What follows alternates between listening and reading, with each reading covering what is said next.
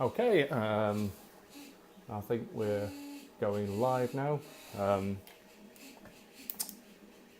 Just give it a couple of minutes up till 6 o'clock, and then we will very shortly bring Lee in. Hi Dennis, and there's Lee. And Mark, hi Mark. Fantastic. So, anyway, welcome. Well, our guest this evening, as promised, is a legend amongst droid building fraternity. I'm going to pull in the genuine, the real droid builder from all the new Star Wars movies, and rather aged member of the Builders Club, Mr. Lee Towersey. Now, whilst Lee connects, I would say throughout the discussion, if you post any questions about anything, we'll try and squeeze them in at the end. I won't be doing much singing. Thank you, Sam. So, with the magic of Facebook Live, we are now going to attempt to bring Lee online.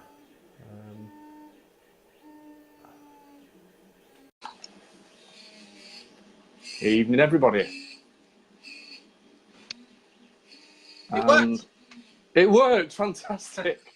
Mr. Towersey, how are you? Good evening. Very well, thank you, Michael. How are you? Fantastic, fantastic, good. Good man.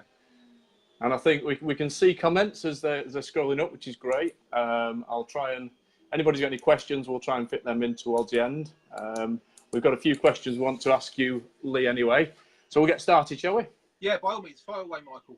Good, good, good. So, Lee, I mean, it's fair to say that you and Oliver pretty much brought the Builders Club into the new movies, and a whole new lifestyle for your good selves. Do you want to give us a little bit of a background into how that hobby sort of transformed into a dream job?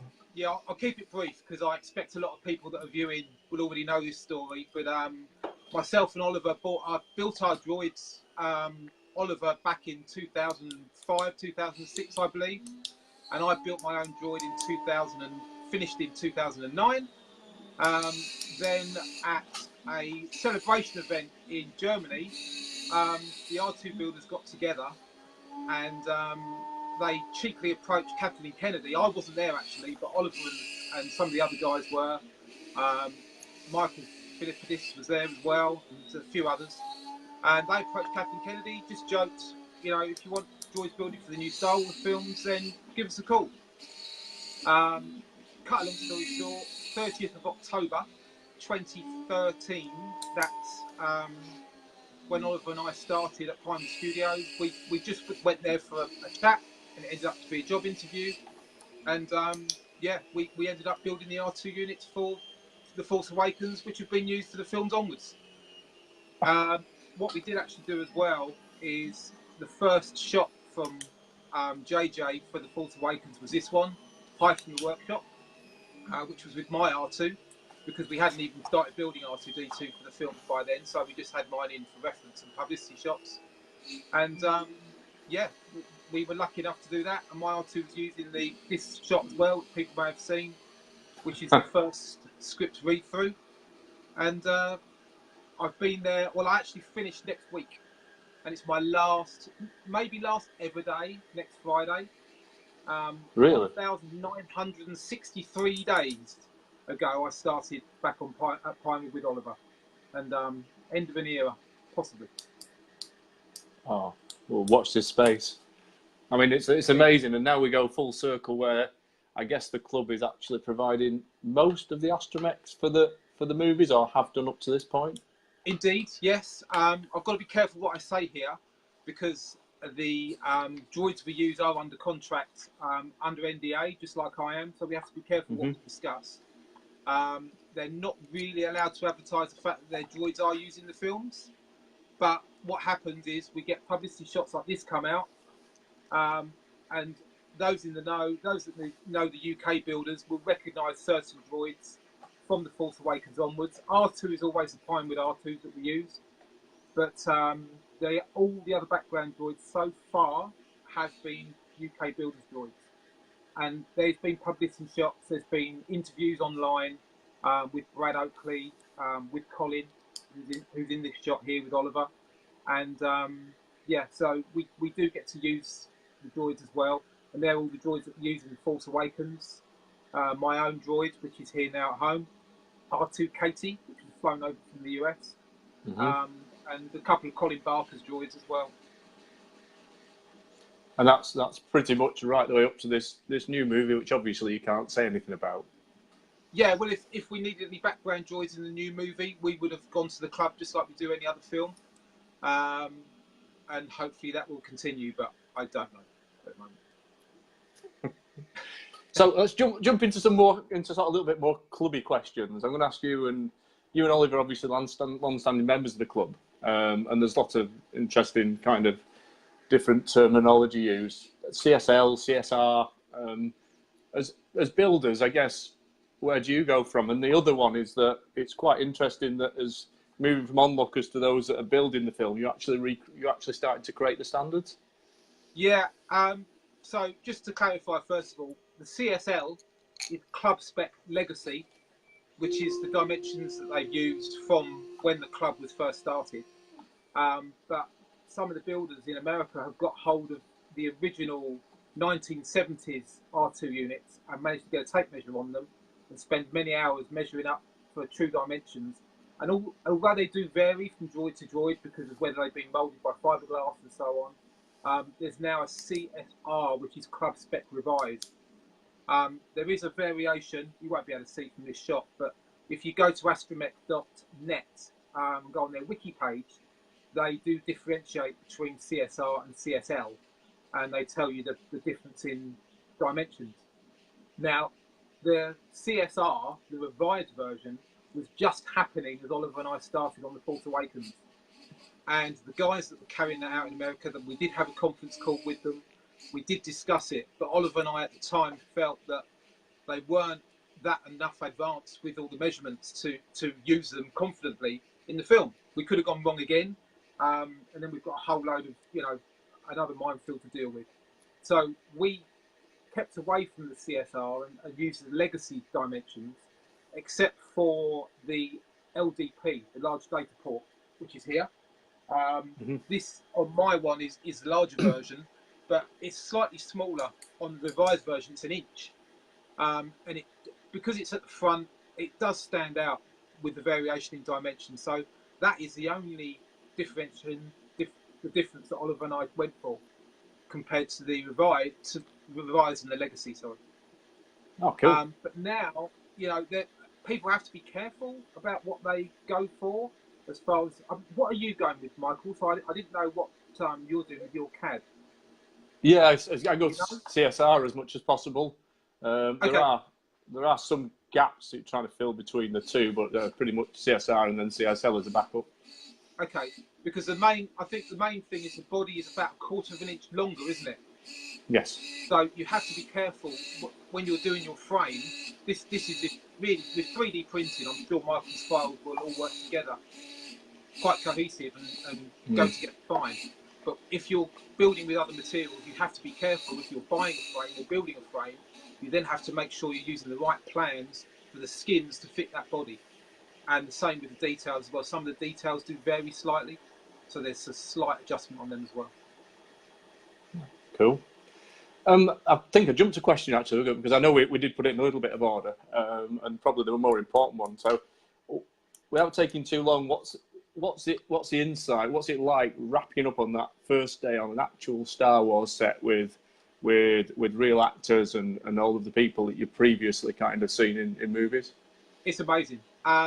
Oliver and I's first day on set was in the Imperial Base when Poe and Finn steal the TIE Fighter. And we were there shooting with mouse droids and the Imperial droid that Oliver built, the white droid, the triangular droid. So not triangular, the square droid. And I was driving the mouse droids, Oliver was driving his droids. We had Brian Herring and Dave Chapman with us as well, which are the BB-8 puppeteers. They were sort of looking after us on set, it being our first day on set.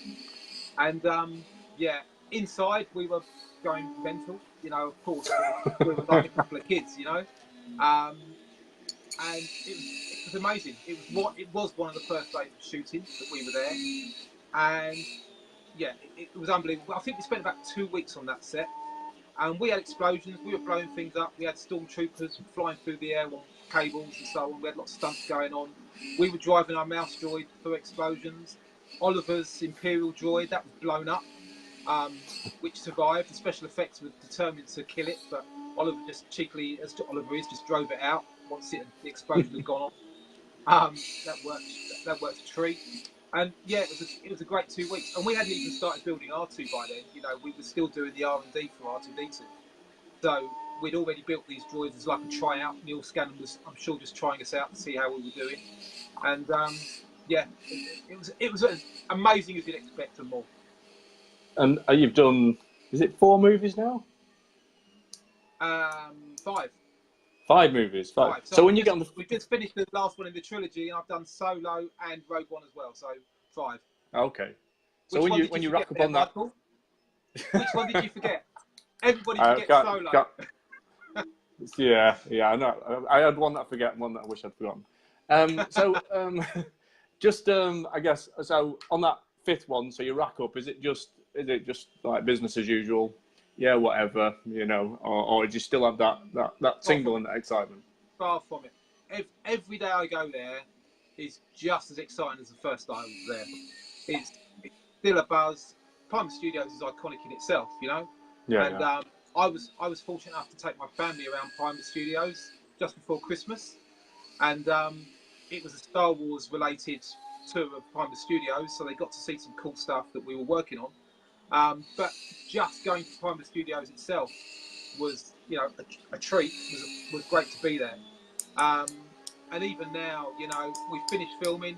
I'm doing very mundane work at the moment, just wrapping up the workshop and packing everything away. But it's still amazing. It's still great. It's a great place to be. Fantastic. I'm sure there's many people who are extremely jealous of those experiences. So jumping back to technical, one of the most frequently asked questions, I guess, is all about colour, particularly on people trying to recreate the exact accuracy of R2. What's the best blue? What's the best white? And where do you get it from? Or is this trade secrets? Okay, so the white, Oliver has always recommended Rust-Oleum white.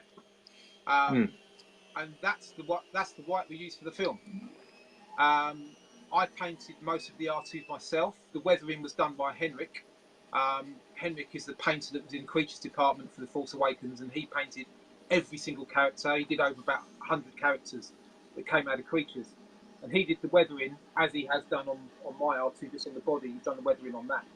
And when it came to the blue, I'm not sure what Oliver used on his. Maybe he can comment and say which blue he used on his original R2. But I used Poseidon blue, which I think is still getting outfits now and people still use. I was happy with it, but if you compare that to the film blue we use, it's too lighter blue. And Oliver always said Poseidon blue was too lighter blue. But it's difficult to tell. What we actually did is, I've said this story before, but I've managed to find a photo. And it doesn't show up as much as well here. But what we did is we painted these 9 pieces of aluminium in different colours of blue, including Poseidon blue.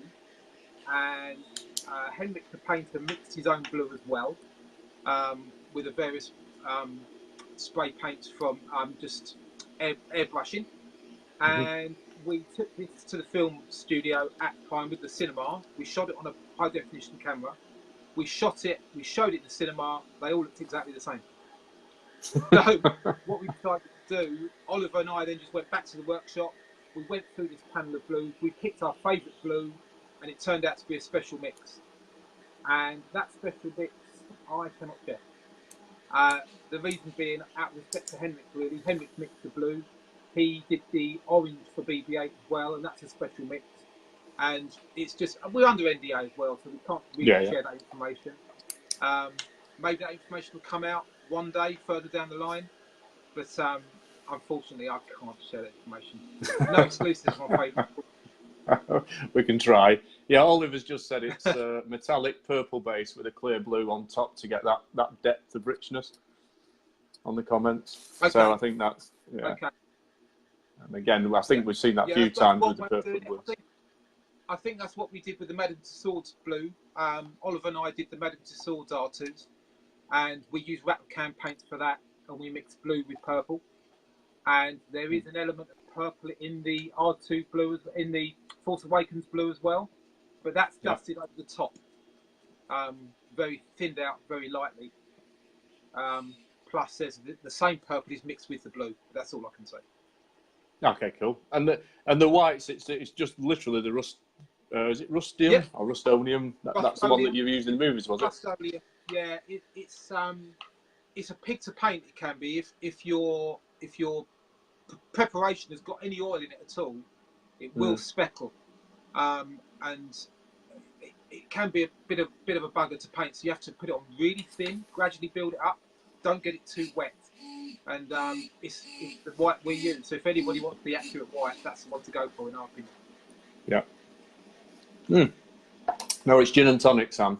Anyway, back to the club. You're an incredibly passionate supporter, and I've got to say, I'm bowled over by what the club actually does and the support it gives. I mean, it's almost like a family. It's a global It's a global club, but also it's got local groups. So how does all that kind of work? Yeah, so just to give a background on the worldwide clubs and everything really, Dave Everett in Australia started the R2 Builders Club back in, again, Oliver, thankfully he's online, I think he might correct me on this, but I think it was 1999. My favourite year, Sam, yeah, I know, Sam will probably laugh at that.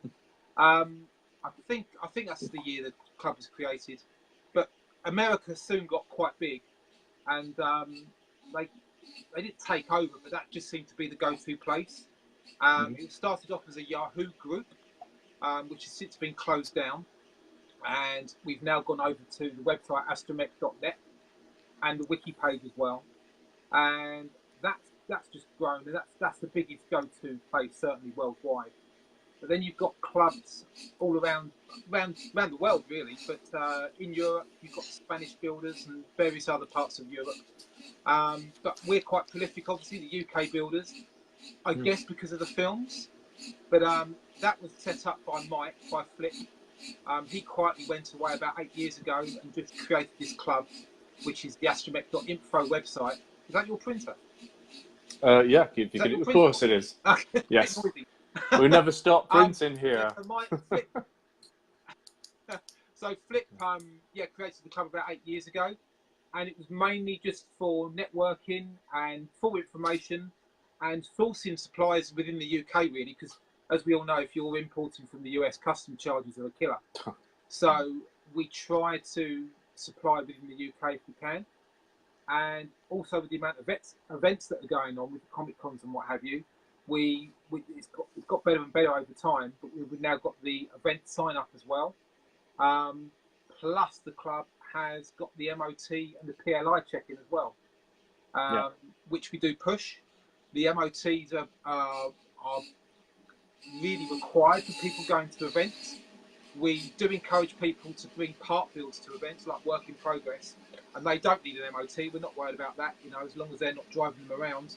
We love to have people that have got part builds coming to Comic Cons and what have you, just so we can share with people work in progress, because if you see a finished droid, it can be a bit intimidating. If someone's thinking of building an R2 and they see a finished one, like, there's no way I can do that. But really, when you strip it down and you spend the time with it, anyone can do it. So we try and encourage the work in progress. Going back to the MOTs, once you've got your MOT, we do that annually, and we then have a PLI cover that comes with the MOT. So your public liability insurance, which is supplied by the club for a minimal fee, and that just covers you running someone over and hurting them.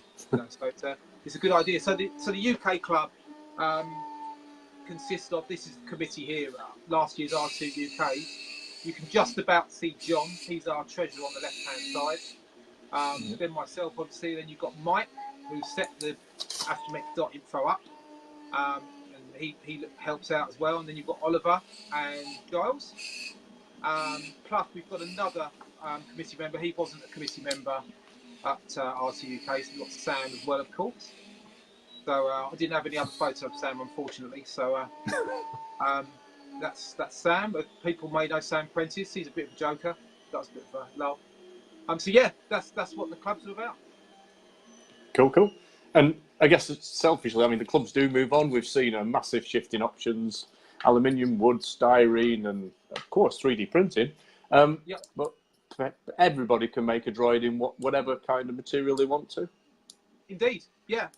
Whether it be paper mache all the way through to aluminium, you know. Certainly as a club, we're not like the 501st. Every screw, every nut hasn't got to be covered, and you know, it hasn't got to be absolutely spot on. If it looks like R2, then that's good enough. That's great. People do their different, as we've already discussed, the blues and so on. If it's the wrong blue, as long as it's blue and it looks like R2D2, then that's fine. And then as far as with, you know, even with your 3D printing products, you know, there's still a lot of work involved. You've got to make it look nice. There's a lot of priming, there's a lot of sanding, there's a lot of filling. And you still need a bit of engineering to you know how to put it together, and using the right nuts and bolts and making sure that your support's strong enough. Sorry, your infill, making sure your infill is strong enough to take the weight of the droid.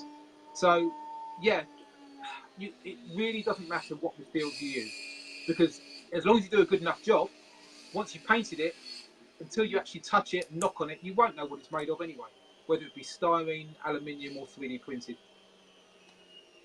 Okay, and on the latest movie or the movies that you've been on, are they all aluminium? What Yes. What materials? Yeah, so the R2D2s that Oliver and I built, they're all aluminium. Some of the details are cast because we made 4 R2D2s, so it was easier to cast them. We did model make a lot of stuff ourselves, rather than just we didn't buy the R2 parts just from the club and make R2D2s. Because we're employed as model makers, it was our duty, we felt, to make them from scratch. So Oliver caddied up a new frame for the film. We redid the drawings for the skins, especially for the LDP changing size, and I had them laser cut myself and I rolled them. The domes I did myself, which you can get hold of still now.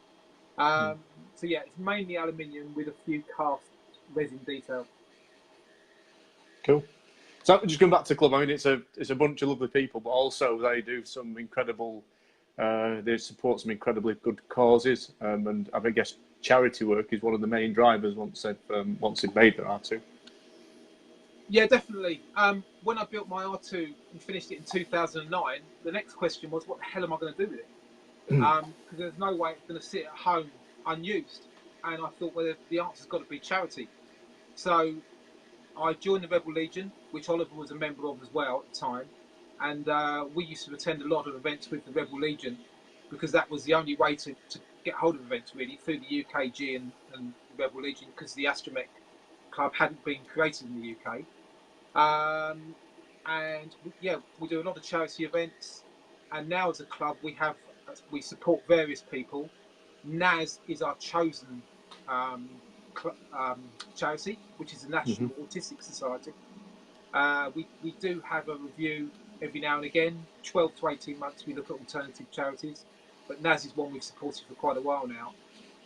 But the other one we support as well is Meningitis Now, because we do have a club member that was affected by meningitis.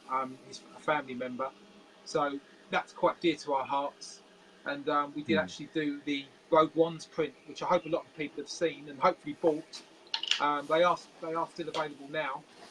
Michael reaches over to get his, good man. But what we're going to do now, we've got a few left. I think we've got about 50 left. And what we're going to do with this batch is all the droids in the photo. Each person that owns the droid, we're going to get each individual person to sign it. So the prices are going up. It's not any more expensive. We'll post the link in this video if that's okay, Michael. Yep. If we can share the link to buy the posters. They won't be signed until about April time, so there will be a slight delay on shipping. But we'll all sign that, and that goes to, well, I think it's £25, I believe, and £20 of that goes to Meningitis Now. So it's a nice big chunk to a very good charity. No. So the other good thing as well, sorry to interrupt, Michael, we're going to MCM at Birmingham on March the 23rd and 24th. There's, oops, Daisy, hang on a minute. Sorry, gone too far. Here we go. MCM, we are going there on the 23rd and 24th of March, and it's run by the UKG. They put it all together, and all the other clubs bolt on and join them, Rebel Legion and so on. And they're supporting one charity, which is a Meningitis Now charity. So all the clubs are collected over those 2 days for that charity. There are, I've looked down, I think there's about 15 of us going. So there's going to be, well, Sam Prentice is going, so there's probably about 30 droids, 15 of us. And yeah, if anybody's not signed up to do that event, please just come along if you're close to Birmingham. MCM is a good event, and if you're looking to build, come along and say hello and come for advice, which is what we always encourage. Well, that's the really amazing power of the club, isn't it? I mean, the support for those starting the hobby. I kind of built in the background and did a lot of the 3D design stuff and printing, and then slowly connected with you guys. But what's, I guess the group are incredibly welcoming. What's the best way of connecting with members? I mean, we've got people on the fringes. Would you recommend just to rack up? How would they start to get involved in more of the club side of it and learning from other people on a sort of face-to-face basis? Well, yeah, I think it's important to get together face-to-face if you can, because it's always good to physically see how the droids are put together and the size of them and so on. But certainly, first of all, you need to research, do a lot of research. Astromech.info and astromech.net are good places to go, and the wiki page. I spent probably about 6 months looking into building an R2 before I actually bought any materials and started. Do the research, see what options are out there, build with the products that you're most comfortable working with, whether it be styrene, wood. You can buy a lot of parts ready-made in aluminium, or of course, Michael, downloading your good self, your good files. I certainly encourage that now. That's the way forward. It wasn't an option when I was building, but there's nothing wrong with 3D printing. There's nothing wrong with whatever materials you build with. But certainly, I always encourage to do research first. Sam Prentice, he has 1 or 2 events a year in Camberley, usually sort of early summer, and then he has a Christmas get-together. Hopefully that will continue. So come along to that if you can. And any Comic Cons we're signed up to. If you're on the astromech.info website, you'll see that people are signing up for events. You don't have to sign up yourself, but you can at least tell who's going to be there. And if you want to come along, if you want to be a spotter, because we encourage people, even if you haven't got a droid, come along and spot with us and keep an eye out and look after the droids with us. Then it's a good experience before you're driving your own droid out at these big events. But please, just face to face is always good. And there's people dotted around all around the country. As far north as Scotland, as far south as Devon and Cornwall. So if you can find someone nearby, I'm sure they'll happily have you around their house to help build. And I would happily visit people, as I'm sure a lot of the other members would as well. We're a friendly bunch, and we all needed help while we were building, and we've all helped each other out. And we all want to just continue helping people build. The more joys, the better. And you've also got, I guess, the big event in August, the R2 UK one. I guess that's open to anybody, is it? Yes, indeed. Yeah. Funny enough, I posted on a lot of websites over the weekend, Friday and yesterday. Yeah, the BB-8 builders, the builders on a budget, the members of your group, Michael, chopper builders, of course the R2 builders, mouse droid builders, any droid really, come along. I really do encourage it. It's a good social event. You may be just starting off with a mouse droid. You might not even be planning to build an R2. Come along, you never know. You might, be encouraged to build an R2. The next thing you know, next year you may be at the event, R2 UK 3, hopefully, with your own R2. We've got, I'm going to read the notes actually, because I've got a lot to remember here. At R2 UK, we have the course, which is always good fun. I usually allow people to drive my R2 around the course as well. It's a time trial course, and we have prizes for that. There's talks. We're setting it all up at the moment, but plans, talks confirmed. I'll be doing a behind the scenes talk, which is sort of behind closed doors. We don't really let people broadcast that because we do discuss some interesting things there. Michael, your good self, you'll be doing at least one talk, I believe, maybe two. If we can fit you in, hopefully we can. Maybe three, is that? Did you say? Three? Three, yes, definitely. plus an announcement coming as well. He's going to be there for the weekend. He's coming for Saturday and Sunday, and he'll be doing at least one talk as well. He is in the creatures department with myself. Him and Josh Lee are the builders of BB-8, and Matt Denton has been at Pinewood ever since, working on BB-8, amongst many other cool animatronic stuff. He's quite a big player in the industry, and he'll have some interesting stuff to share, interesting stories. We'll have workshops, so we want to hear ideas on that. Actually, we will be posting on Facebook a few people to give us ideas of what they'd like to see at the event. But we'll have electronics help and just various building help. And again, we've got different rooms where we can just go off to a room, and if they want an electronics talk, we can focus on that, just so we're not distracted. Film night, there's a pop-up theatre where we'll be doing the talks, and we will be showing movies on the Friday and Saturday night. There'll be droid-related prizes, including I'm doing a raffle actually, and it's going to be launching very soon. Oh, I lean across, and it's this the dear Spinny R2D2.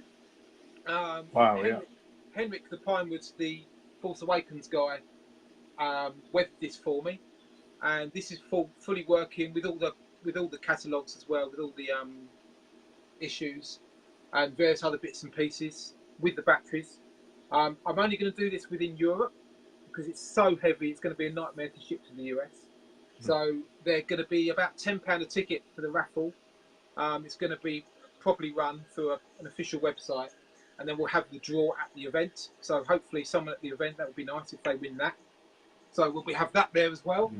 And we're looking for sponsorship. We'll be hopefully getting some other sponsorship. We had some cool sponsors last time, including Sphero. And we had Dear Castini. They gave a droid to someone as well, a kit, which was pretty cool. And also, anyone that's looking to come to the event and haven't bought a ticket yet, the first 50 people that buy a ticket for the event, we're doing a gold patch. It does include those that have already bought tickets because we've sold quite a few already. But there are a number of tickets still available to make up to the 50, and they'll be getting this free gold patch. So, and that will be it. Once the 50 have gone, they will be gone. So I do encourage people to get tickets if they haven't already. It will only be one patch per person, I'm afraid, because we are quite limited. And you cannot buy them. They're only with people that buy tickets for R2 UK. Again, Michael, if you don't mind posting the link for R2 UK. Yep. When you can, at the end of the video, I'd be grateful. And like we've already said, it's open to all building groups. It's not elitist. Some people I do know for a fact think it is, but it's not at all. You're all welcome. We're all on a level playing field. We've all got the same interest in droid building. Don't be intimidated by the guys that have worked on the film or whatever. We're all the same. And I encourage anyone to come along. It's a good fun weekend. No, it's excellent, absolutely superb, and hopefully we'll get to spend 3 days there, seeing as I'm doing 3 talks. Indeed. I'm looking forward to it. So, we'll start to wrap up now, but finally, Lee, I guess the future. We've got new members, new approaches, new technologies, massive shift towards social media and other ways to connect people. And also, I guess, the future of the franchise will influence us. Got disruption from every angle. How do you see the Builders Club and the community evolving, and what's your views over the next few years? Where does it need to shift and to change? Okay, well, I think the most important thing is accept the change. You've got to adapt. And as I already touched on it earlier on, you know, with the 3D printing, that wasn't an option when I was building. And some people are saying, "Oh, it's too easy now. You know, you just 3D print a droid and it's there. You've got an R2." I spent 2 years and it was a lot harder. It's still difficult. Try designing them. You know, you do have to move with the times. I accept whatever options are out there. You know, the more droids, the better. And hopefully, the opportunities will come for other builders as well. If I see droids that are good enough, that people have completed and they're in the UK or easy enough to get to the UK, then I would always offer them forward. So there's the TV series coming, a few TV series coming. I believe there's another trilogy eventually. Disney are not going to give in. You know, we will be getting more Star Wars, I'm sure. Hopefully I'm part of it. I do believe that I might be part of it, but I've not been officially told. There's no contract. I'm not under any contract anymore. So, you know, but if they do ask me back, or if someone else that, you know, has got an interest in the club will be asked back, hopefully we'll always have builders droids in the club. The most important thing as well, again, we've already said it, but is meeting up. You know, as technology comes forward, we do all sit behind our keyboards. Here we are now, you know, doing this interview, you know, over the internet. And the internet's a great thing. I would never have built an R2D2 if it wasn't for the internet, because I wouldn't have been able to get that information. But equally, you do still need to meet up, go to events, and you know, use your droid for God's sake as well. You know, not just learn how to build a droid, but once you built it, get out there and use it. No, it is. I think the next 5 and the next 10 years are incredibly exciting in this space, and there'll be a whole bunches of new technologies to make things more interesting and easier in the way that we develop stuff, particularly around electronics and robotics, the actual way that we control and we animate them. We've seen a huge shift, I guess, in the last few years over that as well. Yeah, and the interesting thing as well, Michael, is that what you guys are doing, what the builders are doing, is far better than anything we've got in the films, because we're so restricted with time restraints on building for a film, and we need to keep it as basic as possible, because we don't want the failure. You know, if we've got a nice 232 droid with all flaps opening, yeah, it looks great, but if it goes wrong while we're on set, then we're screwed. So we can't afford to hold up filming. But what the builders are doing, most of the droids are even better than the film ones, to be honest with you, because they do far much more. And when we do get droids in, admittedly we do have to disable a lot of that stuff, because again, we don't want it going wrong. But yeah, I encourage people to you know, move with the time, definitely, and you know, just go with it. That's brilliant, Mr. Towersey. I mean, a massive thank you. You're absolute top man for coming along and speaking to the guys. Obviously, and we've gone through the questions, and we're pretty much at the end now. But I'd just like to open it up to see if we've got any questions from the floor that you can potentially answer. By all means, I haven't really seen what's been scrolling up. I can't quite see it, but okay, no, that's good. I guess the question that got asked a while about was about weathering, which is always a very hot topic. Yeah. Is there, and I know there's huge amounts of YouTube and different techniques, but where do you start? What any advice whatsoever on going from the nice clean white R2 to the dirty one? I'm not the best at weathering. I'm too scared to weather a droid. So that's why I leave that to Henrik. But when we are on set, when we're using other droids that I've built, and it doesn't matter quite so much as R2D2, Dirty Down is the go-to spray. You can get it in different shades. You can get dark brown, you can get like a yellow as well. Various different shades of Dirty Down. Dirty Down is a really good spray. From a distance, never get too close to the droid with Dirty Down, because you do get spots of spray and you can see it. You really want the speckles from the Dirty Down, which is done from a distance. That would be my recommendation. Henrik uses a whole different technique with spritzers and oils and all sorts of stuff that he does. And he makes the droid absolutely filthy and then backs it down. So he doesn't build the weathering up, but he covers it so it's almost black and then cleans it off to get it down to the level he wants it to be. That's how he does it. But yeah, dirty down is the thing to go for in my opinion. Cool. Thanks, Lee. I think we're pretty much out there now on questions. So I've just got one last one about so new film. Any snippets? Anything? Even an opinion? Even a thought? Bit scared now. You can go for the Fifth Amendment. From what I've seen, I think it's going to be amazing. Well, JJ on The Force Awakens, you know, we were all buzzing. Star Wars is back. We had a great time. We felt it was going to be great, and I think it was pretty good. It probably wasn't as great as we felt because, you know, we had this euphoria of Star Wars being back, which shaded things a bit. But I still thought JJ did a great job, and he really does care. Ryan, The Last Jedi, he did care as well. I felt that even while we were shooting, though, the comedy element was a bit too much.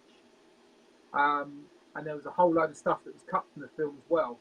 So, you know, it could have been Carry On Star Wars, which thankfully it wasn't quite. But, as you know, he did have difficult circumstances. We had the whole Carrie Fisher thing as well, which he had to deal with, you know, and it's not always down to the director. It does, decisions do come from a higher level, so you do have to run with it. So I think Ryan got a real tough time. And I believe he's still working on the trilogy. So someone's got faith in him. And, you know, other stuff that he's done has been amazing. So it's a difficult one. And then on this one, episode 9, everything I've seen has been amazing. There's really not a lot I can say, unfortunately. Do you actually get visibility of the script, or do you just wrap up, do your little scene and walk away? Yeah. So for The Force Awakens, I did my best to avoid what was going on, and on one of my very last days, I found out that Han Solo dies. So I avoided it all that time, and then I found out that happened. So that was a bit of a spoiler for me. So that was nice to sit and watch the film and not know what was going on.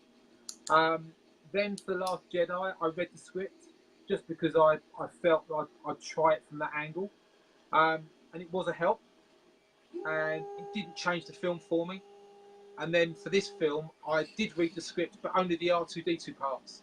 So we like it's similar to an iPad, but it's a special secure reader device which you can only read in a certain room, which is security, obviously heavy security, and you can choose to see which section. So I just highlighted all the R2D2 stuff, and I just read the content, which helped me because if there was any certain tricks I needed to do or certain moves I needed to know, then I was prepared before we went on to set and shot R2 specific stuff, so I knew what was going on.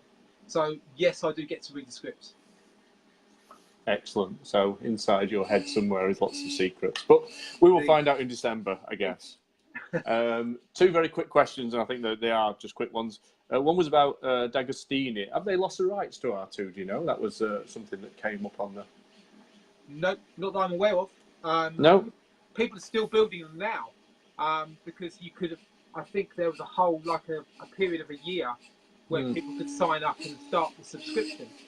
And it was released in different countries at different times. I know Australia are having a problem, but that's because their distributor, so it's not D'Agostini, they then license it onto someone else in Australia to distribute the magazine, and I think they had some problems there. But D'Agostini would still honour it. You know, they may have found a different company now to distribute them. But as far as I know, no, I'd be interested to know why somebody thinks that. I believe you can buy the whole kit now for about £750, I believe. So it's about £1,000 if you went for the weekly subscription. But now I believe you can buy the whole kit for 750-ish, I believe. It's great. I think it's wonderful. I have got one myself as well, which I'm still working on. They can misbehave. They can be a bit of a difficulty with the electronics, with the connectors and so on. and it can be quite difficult to do that, and you do have to buy your own batteries on top of it. I don't know. I guess I assumed that we were going to get everything for our £1,000. We didn't. We did have to buy them separately. But I guess that's a shipping problem, or whatever the excuse is there. But no, as far as I know, Castina is still dealing with the R2D2s. They're doing the X-Wing now as well, so they must have some sort of Lucasfilm licensing. I don't see why they would have lost that. Okay, cool.